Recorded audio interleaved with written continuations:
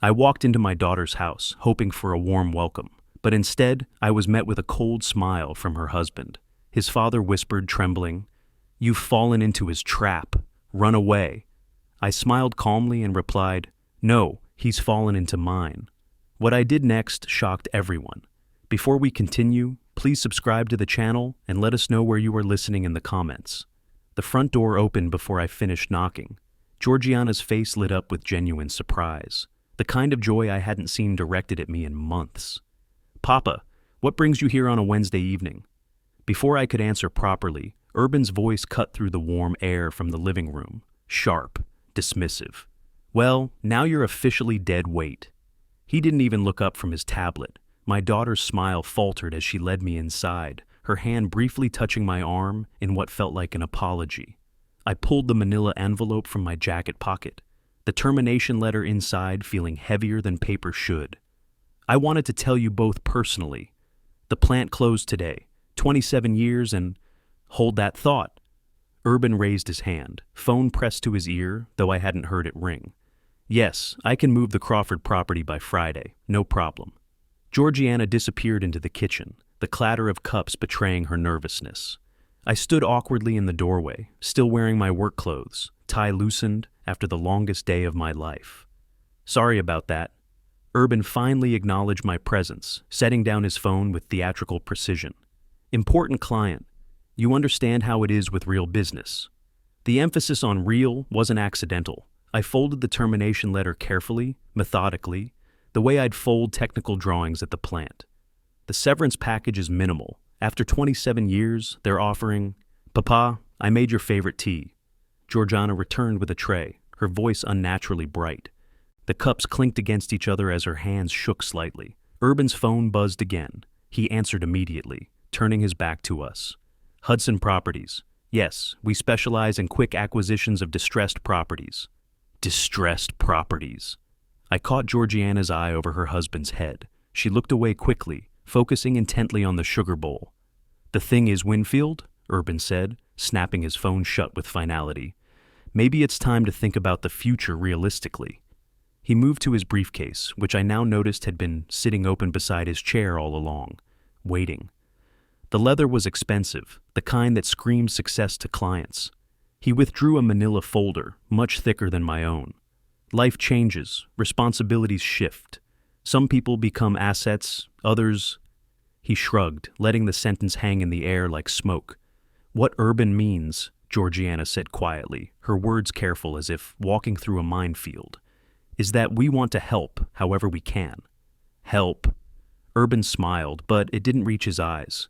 He spread the first document across the coffee table like a dealer laying cards. "That's exactly what this is about, all the help we've provided over the years." The paper was crisp, official-looking. Numbers jumped out at me. $100,000. College tuition. My throat tightened as I recognized the figures, but not their context. You see, when someone's employment situation becomes uncertain, it's natural to examine outstanding financial obligations. Urban's fingers drummed against the leather briefcase. "Family obligations." I set my teacup down with deliberate control. "I don't understand. Those were gifts. Georgiana's education, the house." "Were they?" Urban's eyebrows rose in mock surprise. "Because, according to my records, we have several significant loans that need addressing." Georgiana moved to the window, her back to both of us. Outside, the March evening was settling into darkness, streetlights beginning to flicker on throughout Oak Park. "Time to think about the future realistically, Winfield. Your future." Urban reached into his briefcase again, producing another folder. "Let me show you exactly what you owe us." The documents covered the mahogany surface like evidence in a courtroom. Urban had moved us to the dining room, claiming he needed space to present the situation properly. The dinner Georgiana had been preparing sat forgotten in the kitchen, its savory smell now seeming to mock the appetite none of us possessed. "College tuition for Georgiana, 4 years at Northwestern." Urban's finger traced the first invoice. $100,000, paid in installments between 2003 and 2007. I remembered those payments differently. Remembered the pride I felt writing each check, knowing my daughter would graduate without debt. The way she'd called me after each semester, grades high, dreams bright. Then we have the house down payment. Another document slid across the table. $50,000 transferred February 2019. That February. I'd been so happy to help them secure this place in Oak Park, close enough for Sunday dinners, safe enough for future grandchildren. Georgiana had cried when I'd handed her the check, saying I was too generous. Furniture, appliances, wedding expenses. Urban's voice took on the rhythm of an auctioneer. $30,000 in miscellaneous family loans, documented here in detail. My engineering notebook appeared in my hands without conscious thought. I began writing dates, amounts, my handwriting precise despite the tremor I couldn't quite suppress.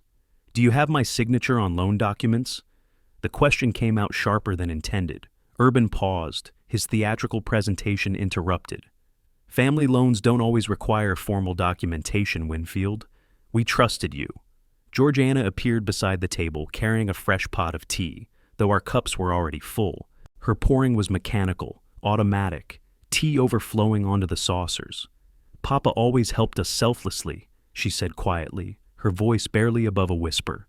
Urban's head snapped toward her. Selflessly? Or with the understanding that generosity comes with responsibilities? I continued writing, my pen moving across the notebook pages. March 15, 2007. Graduation gift furniture for Georgiana's first apartment. I could still see her face when we'd surprised her with the bedroom set, how she'd run her hands over the cherry wood dresser. When did these gifts become loans, Urban? When your income disappeared. His response was immediate, prepared. Financial circumstances change obligations. What seemed generous when you were employed becomes debt when you're not. The notebook filled with questions. Where were the original loan agreements? Who witnessed these transactions? What interest rates applied to family loans? Georgiana set the teapot down with a sharp clink. The house payment wasn't a loan, Urban. Papa said it was. What your father said and what the law recognizes are different things. Urban's voice cut through her protest like scissors through thread. Georgiana, we've discussed this. Had they discussed this? I looked at my daughter, really looked at her for the first time all evening. The way she wouldn't meet my eyes, the nervous energy that kept her moving between kitchen and dining room, the familiar defeated slump of her shoulders. The Crawford property deal I mentioned earlier?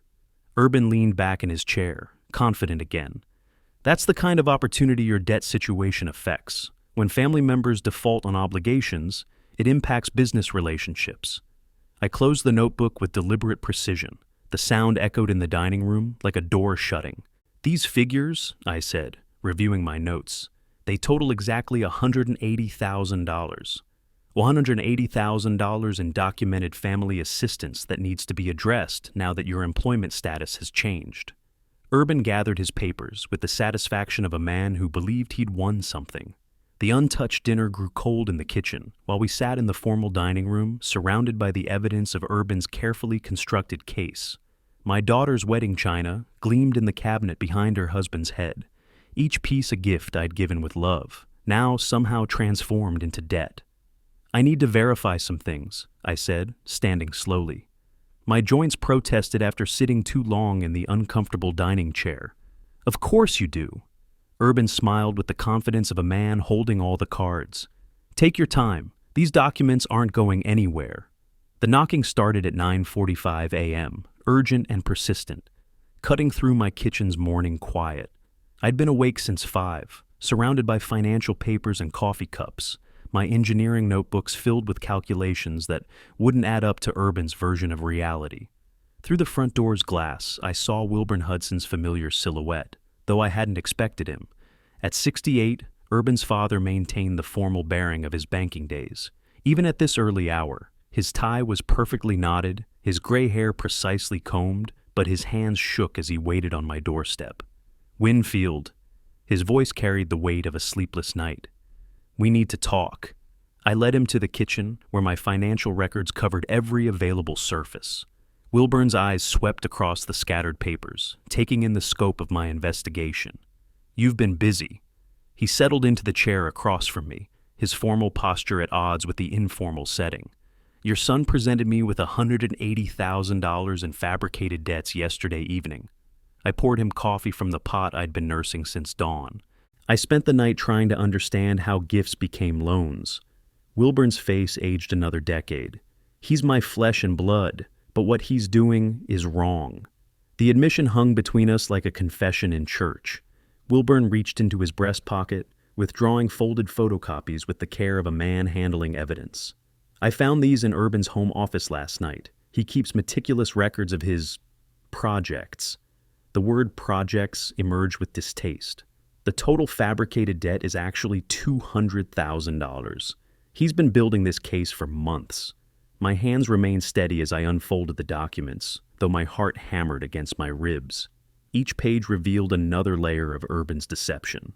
Backdated loan agreements with my forged signature, impossible dates that predated actual transactions, interest calculations on money that had been freely given. This signature, I held up one of the forgeries. He made the W too narrow. I've been signing my name the same way for 40 years. Wilburn nodded miserably. His mother always said he was too clever for his own good. I never thought he'd use that cleverness for this. The kitchen light illuminated flaws in each document. Urban had been thorough, but not thorough enough. Engineering precision had taught me to notice inconsistencies, and his forgeries were riddled with them. There's more. Wilburn's voice dropped to barely above a whisper. You're not his first target. He's been systematically identifying vulnerable elderly homeowners, people facing job loss or health crises. I set down the papers with deliberate control. How many others? At least 3 that I know of, maybe more. Shame colored every word. He calls it distressed asset acquisition. Makes it sound legitimate. 2 old men sat in my modest kitchen, surrounded by evidence of betrayal, the morning sun streaming through windows that might not be mine much longer. Wilburn had chosen justice over family loyalty, a decision that couldn't have been easy. Why are you telling me this? Because I raised him better than this, because my late wife would be horrified. His hands clenched around his coffee cup. Because sometimes doing right means betraying blood. The photocopied documents revealed Urban's timeline, legal action scheduled for next week, property seizure authorized through expedited court processes, my home listed as collateral against fabricated debts. He thinks he's set the perfect trap, I said, studying Urban's methodical planning. But he's about to discover what a real trap looks like. Wilburn's eyes met mine across the kitchen table. What do you need from me? Continued access to his records, documentation of his other victims. I closed my notebook with the same precision I'd used the night before, and the contact information for a very good lawyer. Armed with Henrietta Spencer's business card, I'd spent the entire morning organizing every document Wilburn had given me. The elevator ride to the 15th floor felt like ascending to a battle station. My manila folder clutched against my chest like armor. Spencer and Associates occupied a corner suite overlooking Lake Michigan, the kind of office that spoke of victories won and justice served. Henrietta Spencer herself was exactly what I'd hoped for. Sharp-eyed, no nonsense, with silver hair pulled back in a severe bun that suggested she took no prisoners in the courtroom. Mr. Perkins, her handshake was firm, professional. Tell me about your situation. I laid out Urban's fabricated documents across her mahogany desk with the precision of spreading blueprints. Henrietta pulled out a magnifying glass, examining each signature with the intensity of a forensic scientist. These forgeries are almost insulting. She looked up at me with the first hint of a smile I'd seen all week. Your son-in-law clearly doesn't respect your intelligence. What are my options? Legally, you have several. She leaned back in her leather chair, steepling her fingers. But first, let's talk about what he can actually do. In Illinois, the burden of proof for family loans rests with the lender. Without proper documentation, real documentation, his case is built on sand. My engineering notebook appeared in my hands again. What constitutes proper documentation? Signed loan agreements with terms clearly stated, witnesses to the transaction, evidence that both parties understood this was a loan, not a gift. She tapped Urban's forged papers with her pen, none of which he has. The relief I felt was almost physical. So he can't take my house? Not with this evidence, but Winfield, may I call you Winfield? I think we can do better than just defending yourself. Her eyes had taken on a predatory gleam. Your son-in-law has committed several serious crimes here. Document forgery, fraud. If we can prove a pattern of this behavior, Wilburn mentioned other victims. Then, we're not just talking about defense. We're talking about going on the offensive. She pulled a thick legal pad from her desk drawer. I'll need every bank record you can find, every receipt, every witness who can testify about your generous gifts to your daughter's family. The Lake Michigan skyline stretched beyond her windows, gray and cold under the March sky. But inside this office, I felt warmth for the first time since walking into that plant with my termination letter.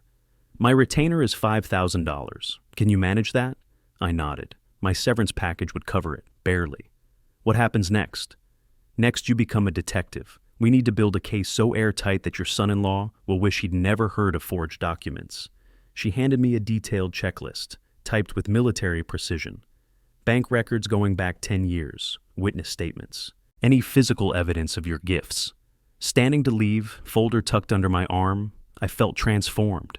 24 hours ago, I'd been a victim. Now I was a client with a plan.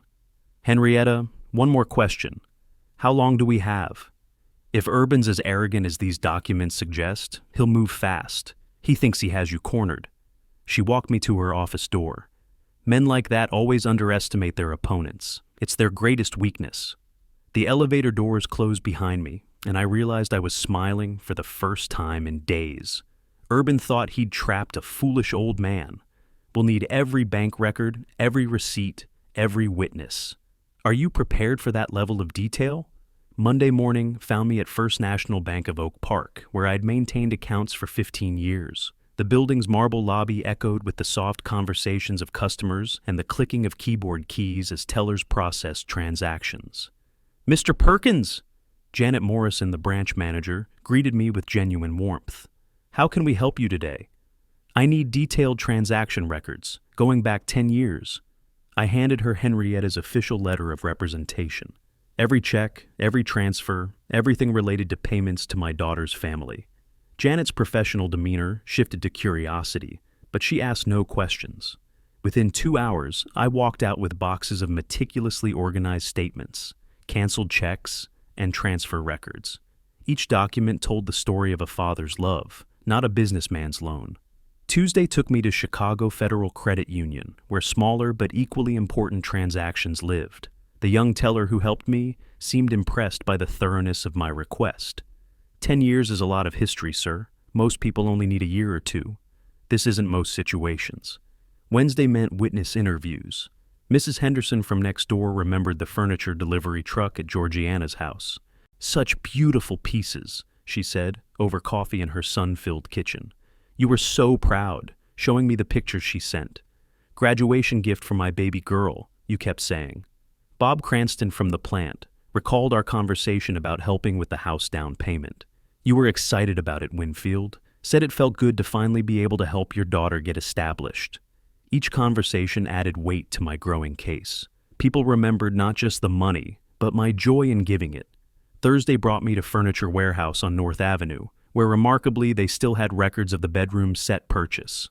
The current manager, Patricia Valdez, pulled up the old transaction on her computer. Cash payment, no financing. Your signature on the delivery order shows the Oak Park address. She printed copies of everything. The delivery notes say, graduation gift from father, right here in our system. By Friday evening, my dining room table had disappeared under an organized mountain of evidence. Bank statements arranged chronologically. Witness statements typed and signed. Photographs of every relevant document stored on my phone and printed in triplicate. The pattern was unmistakable. Every transaction showed the hallmarks of gifts freely given, immediate full payment, no payment schedules, delivery directly to Georgiana's address, and most importantly, my genuine happiness in giving them. I called Henrietta that evening. I think I have everything you requested. How much everything? 3 boxes of bank records, 8 witness statements, and a detailed timeline spanning from 2015 to present. Her laugh was rich with satisfaction. Winfield, I think we have more than enough to defend you, but looking at what you've collected, I'm wondering if we should go further. What do you mean? I mean, your son-in-law made one critical mistake. He assumed you were just another elderly victim who wouldn't fight back. The predatory edge returned to her voice. He's about to learn what happens when you target a retired engineer. Saturday morning, I sat in my kitchen with coffee and the satisfaction of completed work. The evidence wasn't just comprehensive, it was overwhelming. Urban's fabricated case would crumble under this documentary avalanche. Henrietta was right. I had enough evidence to defend myself. But looking at this mountain of proof, I realized we might have enough to go on the offensive. The same office that had witnessed my desperation 2 weeks earlier now felt like a war room.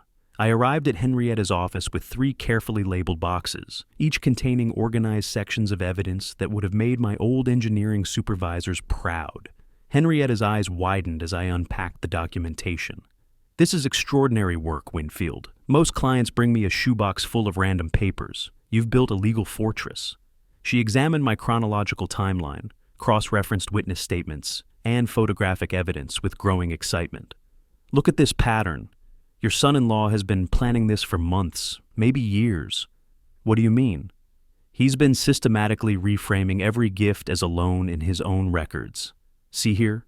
She pointed to Urban's fabricated documents. "He backdated these to coincide with real transactions, but made them loans instead of gifts. This isn't opportunistic fraud, it's premeditated financial abuse."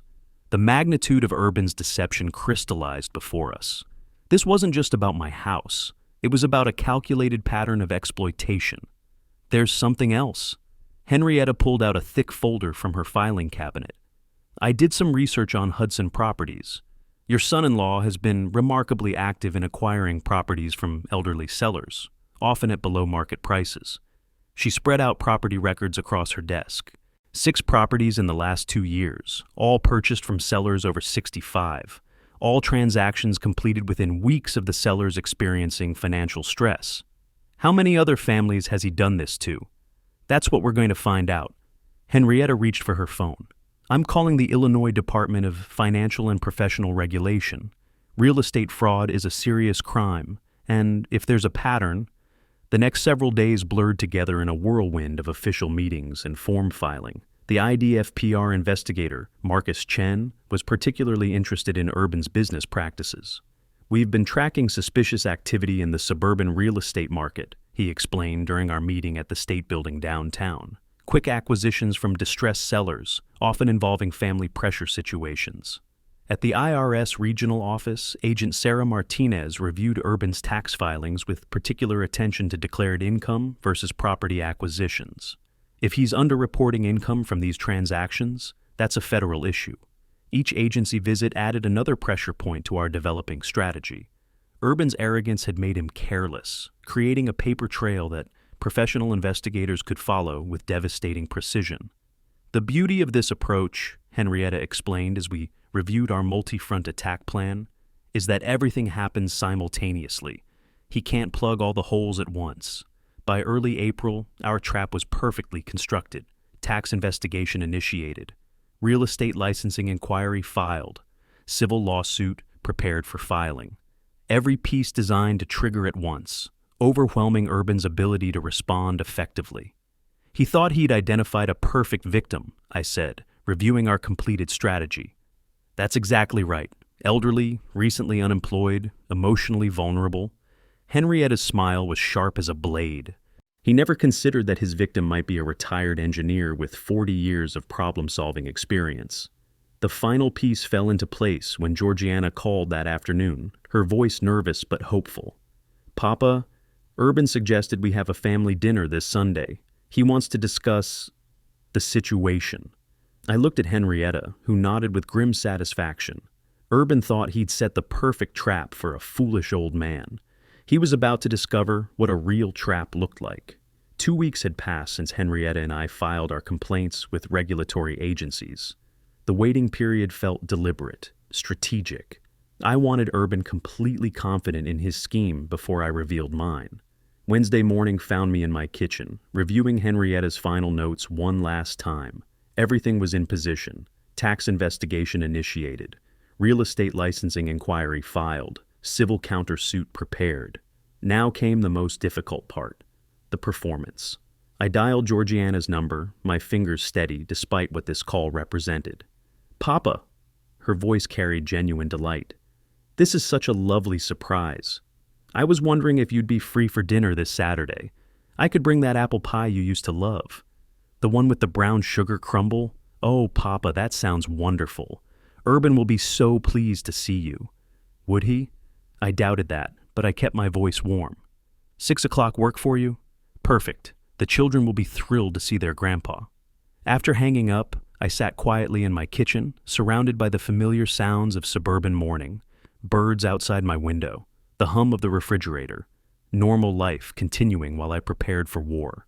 The grocery store felt different as I selected ingredients with ceremonial precision.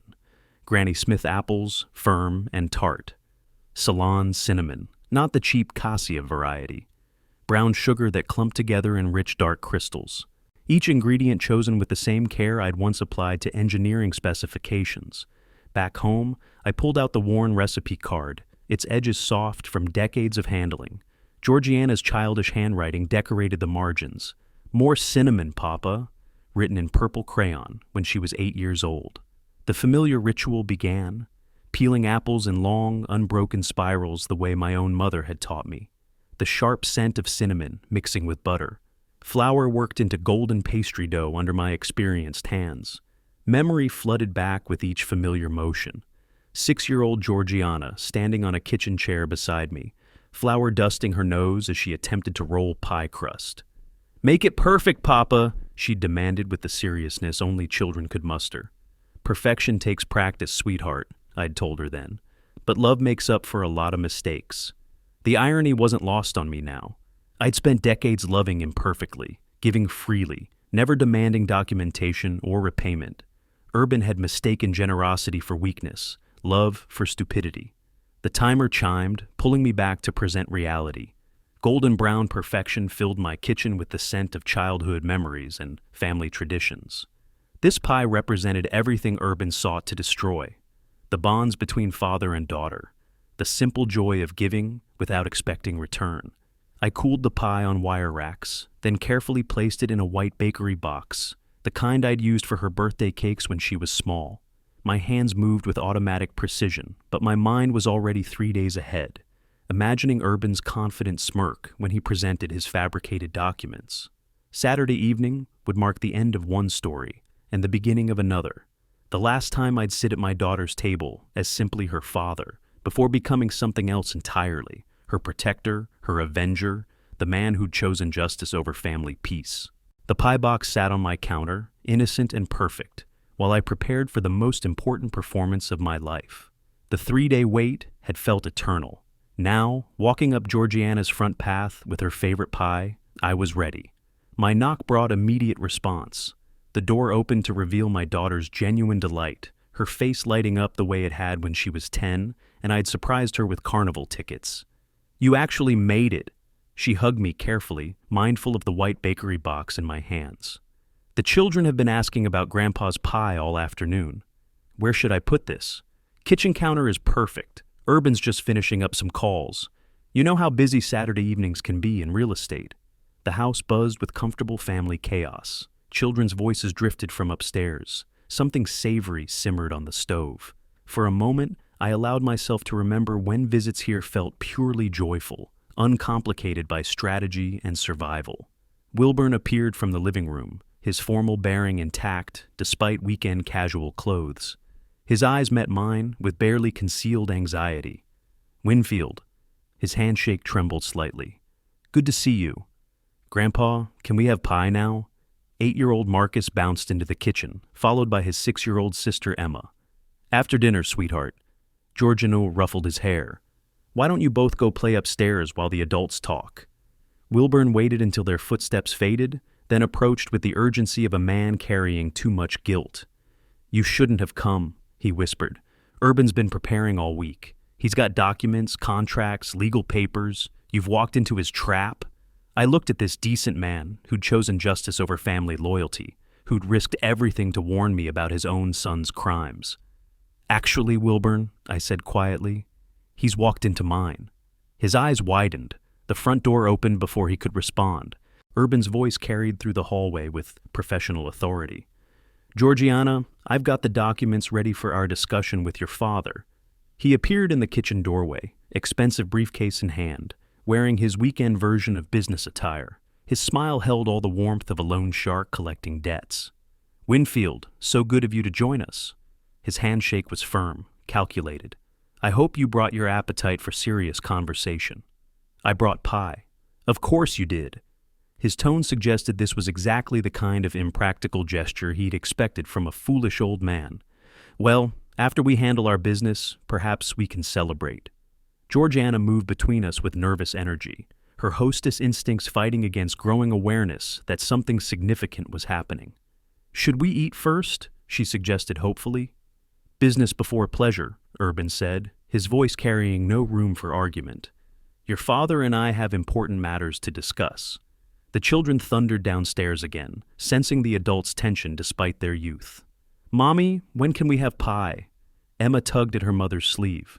"Soon, baby. Go watch television in the family room for a little while." Urban's impatience was becoming visible. He set his briefcase on the kitchen counter with deliberate authority. "Perhaps we should move to the dining room," he suggested, more appropriate for document review. I watched him orchestrate the evening with the confidence of a man who believed he held all the advantages: his briefcase, his house rules, his assumption that family authority would override basic justice. "Lead the way, Urban." I kept my voice mild, accommodating. "I think it's time we settled our accounts." The dining room felt different now, less like a family gathering space and more like a courtroom where Urban planned to play judge and jury. He positioned himself at the head of the mahogany table with theatrical precision, briefcase open beside him like a general's battle plans. The overhead chandelier cast dramatic shadows as he spread documents across the polished surface. "I've taken the liberty of organizing all outstanding family obligations," he announced, his voice carrying the authority of a business presentation. "College tuition payments, house down payment assistance, furniture and appliances, various cash advances over the years." Each document landed on the table with calculated effect: professional formatting, official-looking letterheads, numbers that would intimidate any reasonable person into immediate compliance. The total comes to exactly $200,000. Urban's pen traced figures with the precision of an accountant billing for services. Plus, accumulated interest at market rates, of course. Georgiana leaned forward to read the papers, her face growing pale as she recognized familiar transactions reframed as debts. "Urban, these weren't loans. Papa gave us this money as gifts." "Gifts?" Urban's eyebrows rose in manufactured surprise. "Georgiana, we've discussed this. When family members provide substantial financial assistance, there are legal implications regardless of the emotional context." Wilburn shifted uncomfortably in his chair, covering his face with weathered hands. The shame radiating from him was almost physical, a father's horror at watching his son's criminal behavior unfold. "The Northwestern tuition alone represents a significant obligation," Urban continued, apparently oblivious to his wife's distress and his father's mortification. 4 years of private education doesn't qualify as a casual gift. I watched him present his fabricated case with the confidence of a man who'd never been challenged. Each document was a masterpiece of creative accounting, transforming generous gifts into legal obligations through the magic of forged signatures and backdated agreements. "I remember writing those tuition checks," I said quietly. "I was proud to help my daughter get an education without student debt." "Pride doesn't alter legal realities, Winfield." Urban slid another document across the table. "This is a standard deed transfer form. Once you sign over the house, we can consider the debt satisfied." Georgiana's hand flew to her throat. "The house? Urban, you want to take Papa's house?" "It's not about wanting anything. It's about resolving legitimate financial obligations." His tone suggested she was being unreasonably emotional about simple business procedures. Wilburn made a sound somewhere between a groan and a whimper. "Urban, please, this isn't right."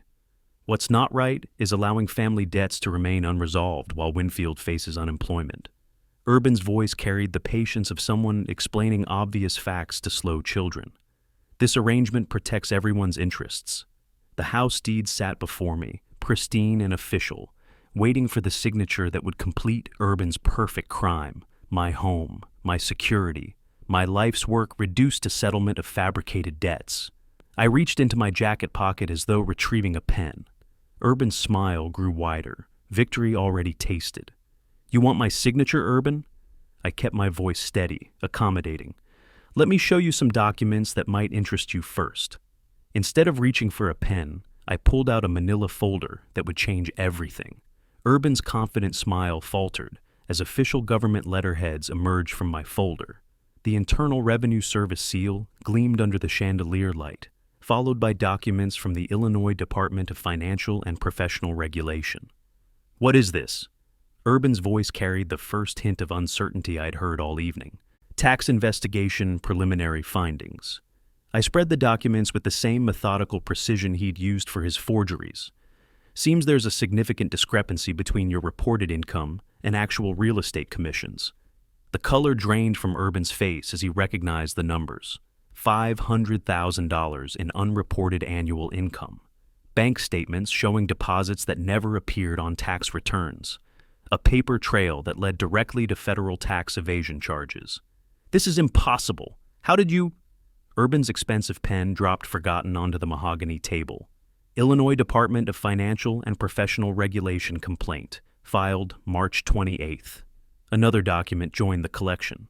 Fraudulent business practices, unethical client representation, document forgery. Georgiana leaned forward, her voice barely above a whisper. Document forgery? I pulled out photocopied pages that Wilburn had provided weeks earlier, Urban's handwritten notes about debt collection strategy from his own office files, his practice signatures showing him rehearsing my forged autograph. Your husband has been planning this for months, sweetheart. Every gift I gave you has been systematically reframed as a loan in his private records. Urban's hands shook as he recognized his own handwriting. Dad, you went through my files? Wilburn finally lifted his head from his hands. I couldn't watch you destroy a good man's life with lies. Real Estate Licensing Board investigation, I continued, placing another official document on the table. Professional ethics violations, client fund misappropriation. When they finish their investigation, your license will be permanently revoked. The dining room fell silent except for the ticking of Georgiana's grandmother clock. Urban stared at the evidence scattered across his own table, his fabricated debt documents now insignificant against the weight of government investigations. You can't prove any of this, he said, but his voice lacked conviction. Bank statements showing hidden accounts, witness testimony from clients you've defrauded, photographic evidence of your planning documents. I gestured to the growing pile of proof. I've been building this case for over a month, Urban. While you thought you were hunting a helpless old man, I was documenting every crime you've committed. Georgiana's tears started silently, recognition dawning that her marriage had been built on systematic deception. How many other families, Urban? How many other people like Papa? Urban's response was barely audible. It's just business. Fraud is business? Wilburn's voice carried decades of disappointment. Stealing from elderly homeowners is business? The house deed transfer document still lay where Urban had placed it, now seeming pathetic and powerless next to federal investigation notices and professional licensing complaints. You want to know how I got these documents, Urban? I reached for my smartphone with deliberate calm. Let me play you some interesting conversations. The tax documents were just the appetizer. The real feast of evidence was about to begin. My smartphone speaker crackled to life with Janet Morrison's familiar voice. Mr. Perkins was always so proud when he helped Georgiana. Those college payments were definitely gifts, not loans. He'd say, "My daughter's education is the best investment I'll ever make." Urban lunged forward. You recorded private conversations without consent. Actually, these are business conversations in public spaces, perfectly legal in Illinois. I scrolled to the next recording. Mrs. Henderson from next door remembers the furniture delivery quite clearly. Her elderly voice filled the dining room. Oh yes, Winfield was so excited about that bedroom set. Kept saying it was a graduation gift for his baby girl. No mention of loans or repayment. Georgiana covered her mouth, recognizing the neighbors' voices, confirming what she'd always known. These were gifts given with love, not debts to be collected.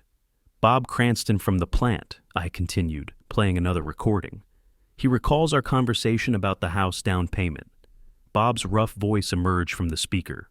Winfield was happier than I'd seen him in years, said it felt good to help his daughter get established. Never mentioned expecting the money back. Urban's face grew red with rage. You orchestrated this entire conspiracy. I documented the truth. From my folder, I extracted photographs that made Urban's blood freeze. Images of documents from his own office, his handwritten plans, his signature practice sheets, his client target lists. Dad took these pictures? Urban's voice cracked with betrayal. Wilburn nodded slowly. I couldn't let you destroy innocent people anymore.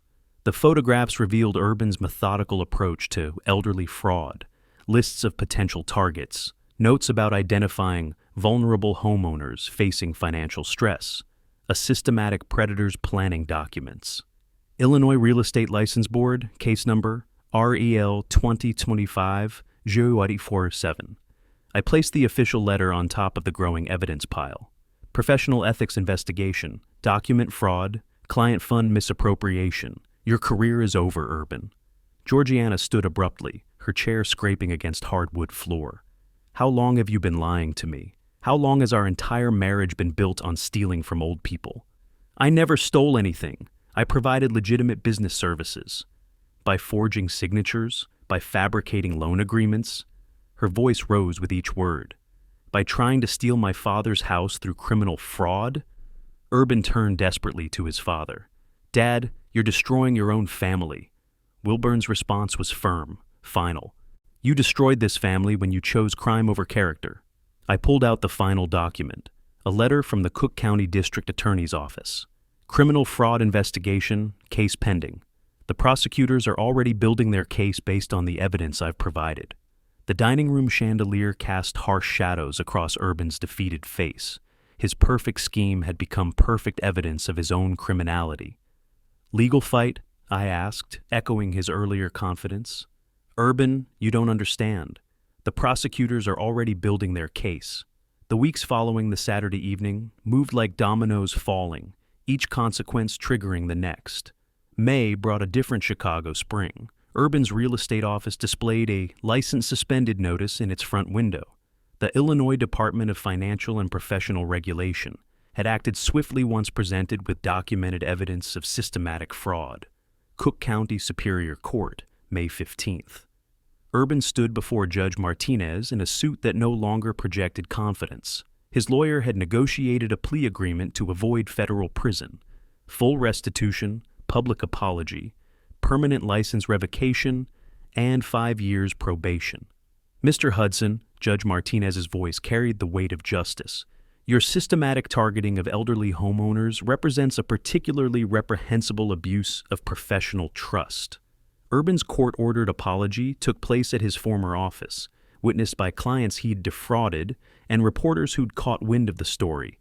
$27,000 in damages paid to me, $43,000 to other victims. His reputation destroyed as completely as he'd hoped to destroy mine. 3 days later, I sat in my kitchen with Georgiana, sharing coffee and the comfortable silence of reconciliation. Papa, I should have known. Tears threatened her composed facade. I should have stood up to him that first night. You were caught between loyalty to your husband and love for your father. That's an impossible position. I refilled her cup, steam rising between us like incense of forgiveness. What matters is that you chose truth when it counted. She'd filed for divorce the day after Urban's sentencing, reclaiming her maiden name and planning a new life free from toxic manipulation. The children stayed with me some afternoons while she attended paralegal classes downtown. Morrison Construction Consulting had offered me a position that felt like resurrection. Your strategic thinking during this legal situation impressed our partners, senior partner David Chen had explained. We need someone with engineering precision and problem-solving expertise. At 65, I was employed again, valued again, contributing again. The work was challenging, reviewing construction projects, identifying structural problems, preventing expensive mistakes. My experience had become an asset rather than a liability. Sunday dinners at my house became tradition. Georgiana arrived with the children. Wilburn brought flowers from his garden. We gathered around my dining room table, the same table where I'd once spread evidence of Urban's crimes, now hosting conversations about school projects and weekend plans. Grandpa Wilburn, tell the story about the pie again, Emma requested, chocolate smudging her cheek. Well, Wilburn's eyes twinkled.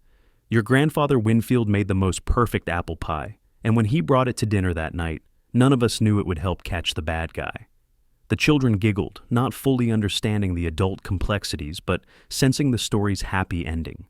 Justice served, family restored, truth triumphant over deception. Georgiana caught my eye across the table, her smile radiant with freedom and possibility. Thank you, Papa, for everything. Outside, spring evening settled over our neighborhood. Inside, my house filled with laughter and conversation, the sounds of a family rebuilt on foundations of honesty and love. If you like this story, please like this video, subscribe to the channel, and share your impressions of this story in the comments. To listen to the next story, click on the box on the left. Thank you for watching.